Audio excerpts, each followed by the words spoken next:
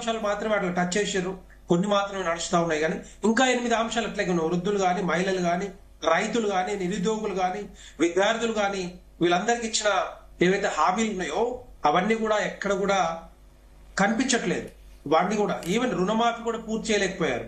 So దీన్ని ప్రతి ఒక్కరు కూడా తెలంగాణ ప్రజలందరూ కూడా మరి గుర్తించి ఎట్టి పరిస్థితుల్లో ఈ కాంగ్రెస్ ప్రభుత్వాన్ని ఓడించడమే ధ్యేయంగా పెట్టుకా ఉన్నారు. ఎందుకంటే అది చూసి ఆ యాంటీ ఇన్కంబెన్సీ, ఆ వ్యతిరేకత చూసి ఈరోజు కాంగ్రెస్ పార్టీ ఒక్క స్థానంలోనే గ్రాడ్యుయేట్ ఎమ్మెల్సీ ఎన్నికల్లో ప్రభుత్వంలో ఉండి కూడా గ్రాడ్యుయేట్ ఎమ్మెల్సీ ఎన్నికల్లో మాత్రమే పోటీ చేసింది.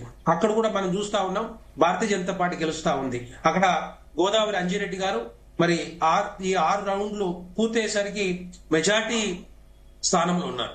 సో దాంతో పాటుగా టీచర్ ఎమ్మెల్సీ కూడా మీరు చూస్తే 25,016 ఓట్లు కరీంనగర్ టీచర్స్ ఎమ్మెల్సీ ఏదైతే కరీంనగర్, మెదక్, నిజామాబాద్, ఆదిలాబాద్ లో ఉంటే 25,011లో ఫస్ట్ ప్రయారిటీలోనే మరి మొల్క కమరయ్య గారిని గెలిపించారు. అంటే ఈ ఓట్లు, ఈ టీచర్స్ ఓట్లు ఏవైతే మల్క కొమరయ్య గారికి పడ్డాయో ఎందుకు పడ్డాయి అంటే భారతీయ జనతా పార్టీ తరఫున శాసన మండలిలో మా వ్యక్తిగా బానిగా మా టీచర్ సమస్యలందరూ తీరుస్తారు, మాట్లాడతారు, కొట్లాడతారు, ఈ రాష్ట్ర ప్రభుత్వం నుంచి తెప్పిస్తారనే ఆలోచనతోటి.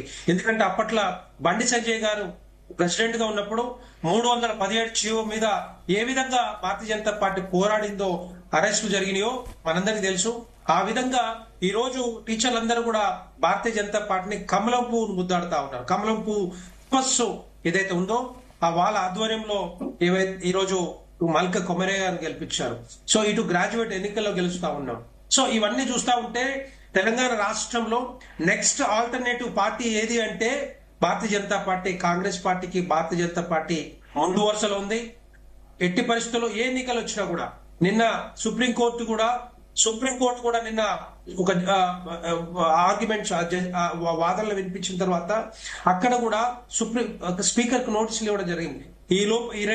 ఈ మంత్ 22 లోపల మరి మీరు సమాధానం చెప్పకపోతే మేము డిసిషన్ తీసుకునే అవకాశం లేదు. ఎవరి కోసం? ఈ 10 మంది ఎమ్మెల్యేలు బీఆర్ఎస్ నుంచి కాంగ్రెస్ లో పార్టీలో చేరారు. వాళ్ళ మీద అనర్హత వేస్తారా? ఇంకెంత టైం కావాలి? మీరు ఎన్ని రోజులుగా ఈ కాలం అంతా కూడా 5 సంవత్సరాల కాలం కూడా గడిచిపోయే అవకాశాలు ఉంటాయి. మీరు తీసుకురా. ఒకవేళ అనర్హత వేసిరనుకోండి 10 మంది ఎమ్మెల్యేలు, డెఫినెట్ గా భారతీయ జనతా పార్టీ ఈ 10 మంది ఎమ్మెల్యేలను స్థానాలని భారతీయ జనతా పార్టీ గెలుచుకుంది. వేగం పెంచింది, పువ్వు కమలం వికాసిస్తుంది. డెఫినెట్ గా నెక్స్ట్ ఆల్టర్నేటివ్ గా భారతీయ జనతా పార్టీ ముందు వరుసలో ఉంది. ఇదే వేగాన్ని కంటిన్యూ చేసే అవకాశాలు. రైట్ జగన్మోహన్ గారు.